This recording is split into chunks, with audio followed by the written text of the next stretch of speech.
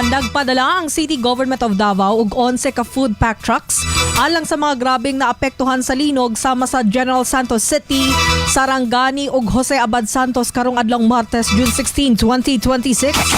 Sumala ni Harvey Lantikse, ang head sa City Information Office, gibutyag niini nga anaa sa 4,000 ka kahon sa welfare goods ug 3,000 ka mga water bottles ang sulod sa mga truck.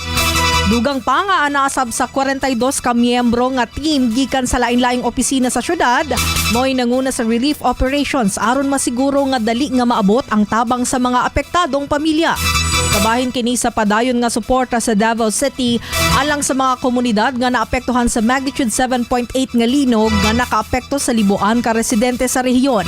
Yaging simana, mitabang usab ang syudad sa paghatod og tubig nga mainom ug sa pag-evacuate sa mga pasyente gikan sa Sarangani paingon sa Southern Philippines Medical Center sa Davao City aron matambalan.